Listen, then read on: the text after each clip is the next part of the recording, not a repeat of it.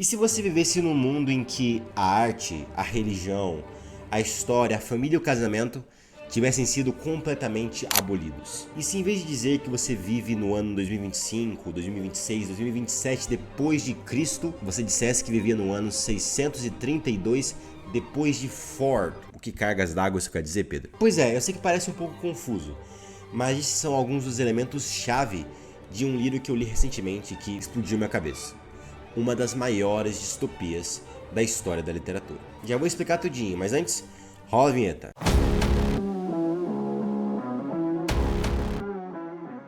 Fala pessoal, tudo beleza? Bem-vindos aqui a mais um vídeo do meu canal. Se você é novo por aqui, meu nome é Pedro Mendes e hoje eu vou falar aqui sobre um livro incrível, fenomenal, simplesmente fabuloso assim, muito bom, chamado Admirável Mundo Novo, aqui do Aldous Huxley, aí um dos escritores mais renomados, mais reconhecidos do século XX. E esse livro aqui, sinceramente, é fenomenal. Eu li, eu acho que em 3 dias, 4 dias. Eu lembro que teve um dia específico que eu li mais de 100 páginas no mesmo dia, de tão envolvente, de tão atraente que é a leitura. Eu já li o 1984, do George Orwell. Se você não conhece essa obra, que também é um livro muito bom, assiste o vídeo aqui no canal que eu já fiz sobre ela. Como eu sei que muita gente não vai ver os cards que eu indico, que ajudam muito, eu vou esperar aqui alguns segundinhos para você ir lá no outro vídeo. Boa.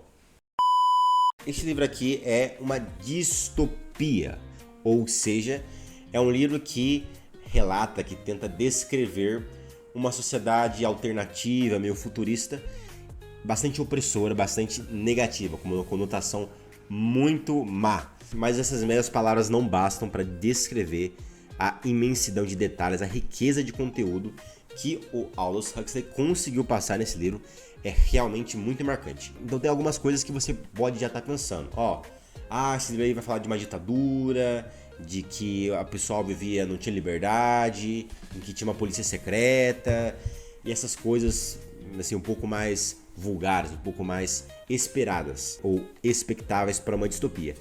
Mas este livro começa de uma maneira completamente diferente, que eu nunca teria imaginado, assim, nunca me teria passado pela cabeça. E essa é uma das maravilhas dos livros, eles te dão uma vivência, porque eu nunca passei e nunca vou passar por aquilo que os personagens deste livro passam. Então como é que começa o livro? Ele começa com um grupo de estudantes visitando uns edifícios, na qual são literalmente criados, literalmente gerados seres humanos. Pois é, eu sei que é estranho, e eu de fato fiquei bastante chocado quando eu comecei a ler o livro, mas é basicamente um local de criação na qual a genética do próprio ser humano é criada, ou seja, você não tem nem pai, você não tem nem mãe, e já vem a abolição da família, a família é muito claramente abolida logo no início do livro, e as crianças são gestadas e são educadas inteiramente pelos serviços estatais. Olha só a maravilha, se dá tudo pro Estado, olha só que coisa incrível. E nisso, os seres humanos são literalmente gerados e existem castas sociais, ou seja, quando você é concebido artificialmente, você já tem toda a sua trajetória de vida praticamente determinada. Existem 5 classes sociais, que são as letras do alfabeto grego: o alfa, o beta, eu esqueci o terceiro, aí deu um delta e tem o y, alfa, beta, goma, acho que é goma, vou deixar aí na tela. Ou seja, você antes de ser sequer um bebê, já tem toda a sua trajetória de vida basicamente determinada, uma espécie de predestinação. E obviamente os alfas são os mais elevados, os betas são muito evoluídos, mas não tanto quanto os alfa. Depois tem ali os medianos, os delta, e depois tem os y, que são basicamente a classe mais inferior. E ali um grupo de estudantes que está ali numa espécie de visita escolar está aprendendo sobre aquele processo maravilhoso garantido pelo governo mundial, porque neste mundo utópico aqui do Huxley existe um governo mundial, o mundo é administrado basicamente por 10 pessoas. Pois toda a maneira como ele descreve o processo pelo qual aquelas crianças são educadas é um negócio fascinante. Tem por exemplo, algo que eu achei bastante curioso, foi que quando as crianças são muito pequenas, bebês engatinhando, eles, ou seja, os membros, os representantes, os funcionários estatais, eles infundiam nas crianças, ali com choques elétricos, um receio, uma aversão, um medo, um pavor completo pelos livros e pela natureza. Olha só que interessante. Então as crianças já cresciam com uma aversão irracional, tanto às flores, à natureza, quanto aos livros. Eu acho que não preciso nem dizer, naquele mundo não existia bibliotecas. Shakespeare, Bíblia, nossa, isso daí já tinha sido tudo varrido para baixo do tapete da história. E isso é algo muito interessante, porque no livro, principalmente no início, várias vezes, assim, dezenas de vezes, se não me engano, os homens do nosso tempo, digamos assim, estes homens pré-modernos, eles tinham assim umas crenças, eles tinham umas coisas muito estranhas. Por exemplo, eles tinham pais e mães, e eles tratam isso como se fosse uma coisa absurda, assim, um negócio assustador, medonho, que horror, um pai e uma mãe, que é isso? Tem um momento lá que o diretor, o professor, sei lá o que, fala que, naquela época os pré-modernos adoravam uma coisa chamada Deus, você nem sabe o que isso quer dizer. Isso, o espanhol, o francês, o alemão são línguas mortas, já não são como latim, não se falam naquele mundo. Não tem arte, não tem história, não tem religião, não tem nenhum dos pilares que sustentam a civilização ocidental nos dias de hoje estão presentes no aqui Brave New World, no Admirável Mundo Novo do Huxley. Ou seja, eles também fazem algumas referências históricas que explicam isso de forma muito nebulosa, como é que ocorreu essa transição da civilização ocidental para esse mundo maluco aqui. Embora o Huxley, de uma maneira muito inteligente, faça os personagens chamarem o nosso tempo de maluco, e olha que o tempo dele era 1932, que foi quando esse livro foi publicado. Então esse livro como um todo, assim, só o princípio é bastante interessante e já pega ali, já capta a sua atenção de forma bastante eficaz. O 1984 também é assim, mas a sociedade do George Orwell, repito, se você não sabe do que eu tô falando, assista lá o vídeo que eu mencionei, os links vão estar na descrição. A sociedade que o Orwell descreve, ela é, ao meu ver, muito mais... há um foco muito maior no caráter da opressão. Tem ali aquela polícia secreta que tá ali fomentando a aversão ao Goldenstein, eles vão perseguir todos os opositores, etc. Há um foco maior nisso. Enquanto aqui no Admirável Mundo Novo, salvo engano, só tem uma parte, só tem um momento que aparecem ali policiais do Estado, e eles nem são descritos assim como tão opressores, porque a sociedade, ela basicamente, nesse mundo aqui do Huxley, não precisa ser controlada. Porque a nova engenharia social, a estrutura social desse novo mundo criou as pessoas de uma maneira que elas não se sentem oprimidas, elas não sabem que elas estão presas. Elas estão basicamente felizes com aquela escravidão. Escravidão do quê? Dos prazeres, sobretudo. Então eles têm, por exemplo, uma substância chamada soma, que sempre que surge alguma dificuldade, eles tomam ali uns comprimidos de soma, essa substância, e eles ficam logo alegres, uma espécie de sedante, um negócio bem estranho. Não existe velhice, não existe... Eles são completamente afastados da ideia da morte. Existe uma estimulação sensorial absurda, um mundo de muito luxo, essas coisas, de forma que as pessoas estão ali oprimidas, estão presas, estão numa profunda ignorância e escravidão, e são escravas, sobretudo, do prazer, e elas não percebem, elas no fundo amam aquele estado. E tudo que poderia, de alguma forma, chamá-las para o mundo real, tirá-las daquele estado de letargia, estranho, etc., a arte, a religião, a história, tudo isso havia sido abolido completamente. Então a maneira, o sistema de engenharia social, o controle que o Aldous Huxley conseguiu idealizar, esse processo de manipulação extremamente sofisticado, é muito interessante. É bastante interessante você observar isso numa obra e pensar como é que um sujeito pensou nisso, porque nunca me passaria pela cabeça, assim, nunca, jamais. E os detalhes também abundam. Tem aqui uma coisa que ele fala várias vezes também, é a hipnopédia. Não sei se no livro que você vai comprar, porque você tem que ler esse livro, 5 estrelas, você vai ter exatamente essa palavra, hipnopédia. Mas é a que está na minha tradução, edição aqui tô usando aqui uma edição da Antígona, que é basicamente um processo através do qual o Estado imprime na cabeça das pessoas certos ideais, certas ideias, certos valores, de forma que eles não percebem e fica completamente arraigado, completamente uma marca, digamos, uma marca indelével, assim, uma marca impossível de apagar na mente das pessoas. Elas não sabem de onde vem aquilo. Como é que eles fazem isso? Eles, enquanto as crianças ali, bebezinhos, crianças jovens, adolescentes também, estão dormindo naqueles dormitórios, digamos, públicos, assim, umas camas em fileiras, eles colocam lá um áudio com uma certa mensagem do governo, e então durante o sono as crianças vão absorvendo aquele conhecimento, digamos, entre aspas, aquele valor, aquela coisa que o Estado quer que eles assimilem.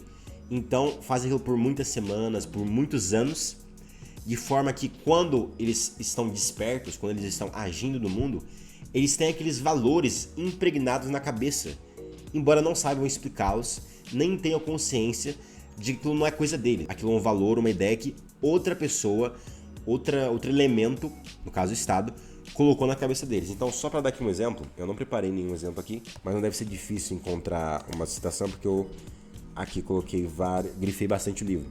Aqui encontrei um lema do governo, governo mundial. A história é uma treta. Claro que você não estuda história, você não vai aprender com os erros do passado. Deixa eu ver outra aqui. Mais vale destruir do que conservar, que também reflete a sociedade de consumo, a sociedade consumista que o Huxley criou. Porque naquela época, ou seja, no mundo, no Brave New World, que é a tradução em inglês, as pessoas não reutilizavam as coisas, não existia esse negócio de reciclagem, olha só, coloquem o lixo nos contentores, não. Você utilizava as coisas e comprava coisas novas num ritmo extremamente acelerado. E também vem mais uma vez aquele ponto da escravidão, do prazer. Encontrei outra aqui, ó. Toda a gente, todo mundo, né, é feliz atualmente. Ou seja, você se levanta da cama, você desperta, tendo essa ideia na cabeça, mas você não sabe que aquilo foi implantado, literalmente implantado em você durante o sono. Eu achei muito curioso isso aqui da Hipnopédia. Aqui, ó, mais vale 1 grama, ou seja, 1 grama de soma, 1 grama daquela substância lá, mais vale 1 grama do que um mau programa, ou seja, incitando ali a digamos, ingerirem o máximo de prazer possível.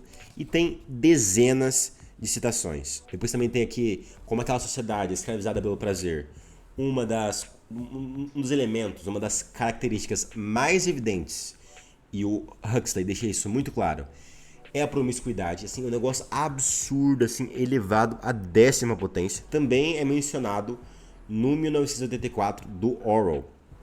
Isso é um ponto que liga as duas obras. Existem vários elementos que conectam os dois livros. Este é um deles. E depois tem a própria história, né? Porque não é um livro descritivo, é um livro narrativo. Então o Huxley vai transmitindo essa sociedade que ele idealizou, você vai descrevendo a sociedade paulatinamente ao longo de toda a história, embora no início você leve um choque tremendo com aquela quantidade enorme de informações e aqueles métodos sofisticados de manipulação social. Mas depois tem os personagens, tem o Bernard Marx, tem a Lenina, tem John, que é o selvagem lá, o meu personagem favorito. Mas a história nem me interessou assim tanto, sinceramente. Porque, pronto, aquilo que mais me encantou de fato foi a sociedade que o Huxley idealizou, no mau sentido. Nossa, olha Pedro, você se encantou com aquilo, olha só, você achou uma boa ideia? Não, a pior ideia possível. Mas de fato é fascinante como o Huxley conseguiu imaginar aquilo. E eu vou com certeza pesquisar por outros livros dele. E fica aqui um grande aviso, o que é que pode acontecer se nós abrirmos mão dos valores que sustentam a civilização ocidental. Nossa, antigamente o pessoal parava para pensar, para meditar, que coisa é essa? Que absurdo é este? Nós temos que ficar constantemente um prazer atrás de prazer, atrás de prazer, atrás de prazer, de forma que a sua mente, já profundamente condicionada pela hipnopédia, pela educação perversa, que recebeu uma educação erótica pra caramba, nossa, você vai parar pra pensar, não, toma aqui soma, toma aqui prazer, toma aqui promiscuidade, toma aqui um monte de coisa. Eles fazem de tudo para que a única coisa que as pessoas façam naquela sociedade é buscar o prazer, de forma que elas nem se deem conta, e de fato só tem 1 ou 2 personagens que se dão conta de que eles de fato estão sendo oprimidos. Tem um momento que o John, aliás, ele é John selvagem por quê? Porque tem umas zonas do mundo que não foram devidamente modernizadas, ou seja, tem certas partes do mundo, como o Novo México, ele fala isso também, em que as pessoas ainda se lembram de algumas coisas e ainda vivem como antigamente, ou seja, como nos dias de hoje. É muito engraçado falar de livro futurista porque o antigamente deles é o nosso presente. Então, são umas zonas cercadas, assim, bem guardadas, bem vigiadas. E aqueles selvagens, eles fazem o quê? Por que eles são selvagens? Eles têm, por exemplo, a crença de que existe um Deus. Olha só que coisa perigosa, hein? Que coisa assustadora. Tem que tomar cuidado com essa gente. Ela acredita em Deus. E mais, eles acham que... Nossa, eles têm uma coisa chamada casamento, matrimônio. Olha que coisa perigosa, cara. Olha só que coisa assustadora. Você tem que escolher... Assim, eu tô aqui brincando, mas é desta forma que os personagens descrevem essa realidade. Aqueles selvagens, eles acreditam que você tem que escolher uma pessoa para passar o resto da sua vida com ela. Olha que coisa horrível. Enfim, uma sociedade mergulhada em vício é realmente assustadora de se ver. E isso é de fato assustador, já não é ironia. Então tem esse personagem, John, que saiu desse meio de selvagens. Se você quiser saber como é que ele saiu desse meio, a história de vida dele, etc. Você vai ter que ler o livro. Então tem um momento que ele tem uma espécie de surto de oratório, surto retórico, sei lá o que, em que ele se levanta, tá lá numa espécie de café, ele se levanta: vocês não sabem que vocês estão aprisionados, vocês têm que ser livres. E o pessoal fica olhando assim pra ele: uai, cara, a gente tá bem, a gente tá aqui mergulhado em prazer, a gente não quer ser livre não, nós já somos livres, nós nem nos damos conta que nós estamos aprisionados nessa rede de vício. Do que cargas d'água você tá falando? Fica quieto aí no seu canto. Mas o John claramente não ficou quieto, falou assim: olha só, vocês não querem lutar pela liberdade? Então eu vou vos impor, eu vou impor-vos a liberdade. E faz ali uma cena e pega os pacotes, os comprimidos de soma, aquela substância, e joga pela janela, o pessoal fica zangado, e chega a polícia, fica uma confusão. Tem vários outros personagens, tem, sei lá, tem o Mustafa Mond, que é um dos administradores mundiais, que tem um momento em que ele até pega uma bíblia, se mostra para os personagens, olha só, esse livro do passado. Nesse Admirável Mundo Novo, já agora esse título é uma transcrição muito pequenina de um certo texto de Shakespeare. Então, isso é um elemento também bastante interessante. O Huxley literalmente copiou vários trechos de Shakespeare e colocou aqui em determinados momentos da obra. Não fez isso por falta de originalidade, mas sempre imprimiu o caráter de um dos maiores escritores da história no livro dele. Aqui no Admirável Mundo Novo, a história se passa no ano 632 depois de Ford. E por que é depois de Ford e não depois de Cristo? Porque a sociedade nasceu de uma grande revolução. Eles mencionam a Guerra dos 9 anos, que foi um grande conflito armado, que não é muito descrito, não é muito detalhado, mas dá a entender que antes havia a pré-modernidade, ou seja, os tempos atuais, depois houve um conflito, uma guerra, então todos os museus foram fechados, a história foi abolida, a religião, as igrejas, tudo, e nasceu esse Brave New World, esse Admirável Mundo Novo. E o, digamos, Deus deste Admirável Mundo Novo não é Deus da Bíblia, por exemplo, é o Ford. Ford não foi um grande empresário de carros americano, então aí tem uma referência, um simbolismo muito engraçados, muito curiosos, que é o pessoal, lá aqui no livro, se eles fazem alguma porcaria ou deixam cair alguma coisa, ou tem algo que lhes provoca grande espanto, eles não dizem santa misericórdia ou raios e coriscos, como diria o Capitão Haddock. Não, eles falam ó meu Ford, santo Ford, ou seja, o Deus daquela sociedade consumista, hedonista, etc., é um grande empresário americano. Então, excelente referência, grande simbolismo aí do Huxley, e a obra em si é, a meu ver, genial. Só para terminar, o lema dessa sociedade aqui do Huxley é o que está aqui na capa do livro: comunidade, identidade, estabilidade. E o final do livro e depois a conversa que alguns personagens têm com o Mustafa Mond, o administrador mundial, bem perto do fim também, é realmente bastante esclarecedora e mostra ali os grandes princípios expressos neste lema e que sustentam os novos pilares da civilização. Muito intenso, muito marcante, mas aí você vai ter que ler o livro. Então, eu só mencionei que o topo da iceberg, tem muito conteúdo aqui mesmo, mas eu já estou falando há mais de 35 minutos aqui, não sei quanto tempo vai ficar o vídeo final, eu falo muito, então quando eu vou mandar para o YouTube eu corto algumas partes para não ficar tão longo. Mas olha, basicamente é isso, ó, grande recomendação, um livro excelente, então, um dos livros mais impactantes que eu já li, muito bom. Admirável Mundo Novo, Aldous Huxley, Brave New World, publicado inicialmente em 1932, eu já mencionei, mas a edição que eu estou aqui segurando é a Antígona, e esta edição também inclui uma carta que o Huxley escreveu para o próprio George Orwell. Eles eram contemporâneos, ou seja, os dois autores de duas das maiores e melhores distopias da história eram contemporâneos e trocavam ali trocavam cartas. Isso também é algo historicamente bastante interessante. Então é isso, espero que vocês tenham gostado do vídeo. Se você que está assistindo aí gostou, metralha aí o botãozinho do like, se inscreva no canal e ative o sininho das notificações para você não perder nenhum vídeo. E é claro, faça isso, senão vai haver aqui uma revolução e a civilização ocidental como um todo será abolida. Não vai ter mais nem filosofia grega, nem direito romano, nem tradição judaico-cristã. Vai ser aqui comunidade, identidade, estabilidade, hedonismo pra caramba. Chocante, realmente chocante.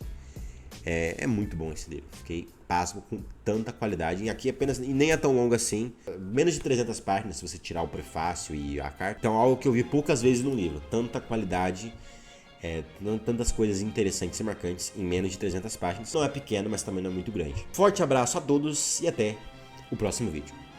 Fui!